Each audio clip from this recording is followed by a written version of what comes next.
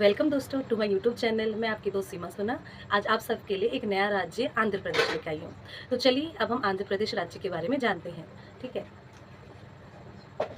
तो जो हमारा आंध्र प्रदेश है इसका क्षेत्रफल है 1,62,967 किलोमीटर स्क्वायर और इसकी राजधानी है अमरावती। 2011 की जो जनगणना थी उसके अनुसार आंध्र प्रदेश की जनसंख्या थी 4.9 करोड़। यहाँ की जो मुख्य भाषा है वो है तेलुगु, हिंदी और उर्दू। अभी यहाँ पर जो राज्यपाल है वो है एस अब्दुल नाजिर। यहाँ के मुख्यमंत्री है एन चंद्रबाबू नायडू।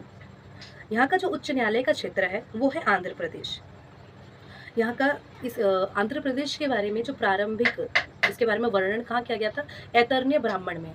जो हमारे वेद थे, ऋग्वेद, सामवेद, उन्हीं में से एक हिस्सा है ऐतरण्य ब्राह्मण। उसमें से सातवाहनों, शकों और इक्ष्वाकुओं, पूर्वी चालुक्य और काकतीय के तेलुगु ने यहाँ पर शासन किया। बाद में विजयनगर और कुतुबशाही का शासन, उसके बाद कुमरुद्दीन और निजाम ने यहाँ पर शासन किया। उसके बाद 17वीं शताब्दी में अंग्रेजों ने निजाम लोगों से धीरे धीरे करके आंध्र प्रदेश को हथिया लिया और उस जगह का नाम उन्होंने मद्रास रख दिया। स्वतंत्रता के बाद तेलुगु भाषी क्षेत्रों को मद्रास प्रेसिडेंसी कहा जाने लगा। 1 अक्टूबर 1953 को नए आंध्र प्रदेश का गठन किया गया और राज्य का पुनर्गठन। भारत के दक्षिण पूर्वी तटीय क्षेत्र में आंध्र प्रदेश स्थित है।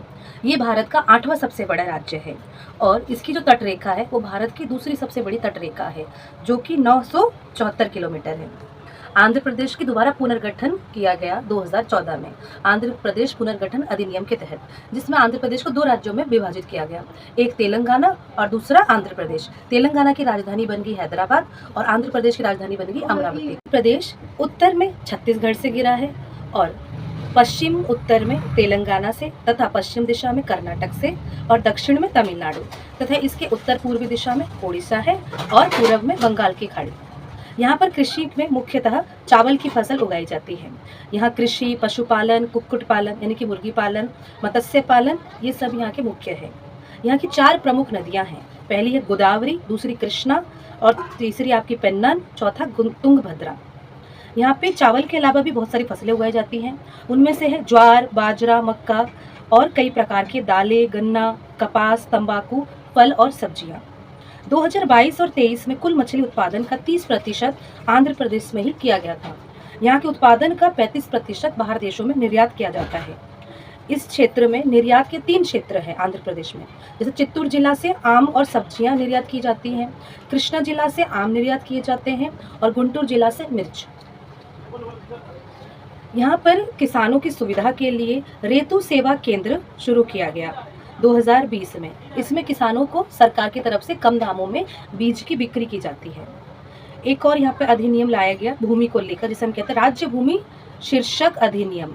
इसके तहत 2023 में जो भी कब्जा की गई पंजीकरण या उत्तराधिकारी दस्तावेज पर आधारित जो भूमि है उसकी स्वामित्व की गारंटी सरकार देगी, जिनके पास भी पंजीकृत की हुई भूमियां होंगी। यहाँ पर विद्युत के लिए थर्मल, जल विद्युत और नवीकरणीय ऊर्जा का प्रयोग किया जाता है। सूचना प्रौद्योगिकी में तेजी लाने के लिए आंध्र प्रदेश ने IT नीति भी अपनाया। आंध्र प्रदेश में विमान के जो क्षेत्र हैं, जो कि अंतर्राष्ट्रीय हवाई अड्डे हैं, 3 हैं। पहला हो गया आपका तिरुपति, दूसरा विशाखापट्टनम और तीसरा हो गया आपका विजयवाड़ा में। और घरेलू हवाई अड्डे हैं राजमुंद्री, कडप्पा और कुर्नूल। यहाँ पे एक मुख्य बंदरगाह है जिसका नाम है विशाखापट्टनम। विशाखापट्टनम से ही बहुत सारे आयरन एंड स्टील्स बाहर देशों जैसे जापान, रशिया में एक्सपोर्ट किए जाते हैं। उसके अलावा वहाँ पे 15 छोटे छोटे बंदरगाह हैं। अब आगे बढ़ते हैं स्वास्थ्य को लेकर। अभी आंध्र प्रदेश के 13 जिला अस्पताल है और 28 उप जिला अस्पताल है। यहाँ पर जो वन है उसका क्षेत्रफल 37,763 किलोमीटर स्क्वायर है, जो कि वहाँ के भौगोलिक क्षेत्र का 22.87% है। यहाँ के जो महत्वपूर्ण उत्पाद है वो है सागौन, नीलगिरी, काजू, कैशूरिना, बांस और सॉफ्टवुड। ये सब वहाँ के जंगलों में पाए जाते हैं। यहाँ की जो प्रमुख नदियाँ थी इसके बारे में हमने पहले बात कर ली थी, गोदावरी, कृष्णा, पेन्नार, नागावेली और वंशधारा। यहाँ पे जो राज्य में 13 वन्य अभ्यारण्य हैं, 3 राष्ट्रीय पार्क है, 4 हिरण पार्क है और 2 चिड़ियाघर है। पर्यटन के लिए यहाँ पे 5 केंद्र है मुख्य रूप से। उनमें से जैसे इको पर्यटन, बीच पर्यटन, क्रूज पर्यटन, इन तीनों पर्यटन पे वहाँ की सरकार बहुत अच्छे से ध्यान दे रही है। तो मैं आशा करती हूँ आपको मेरी ये वीडियो पसंद आई होगी। प्लीज़ मेरे चैनल को लाइक एंड सब्सक्राइब कीजिएगा।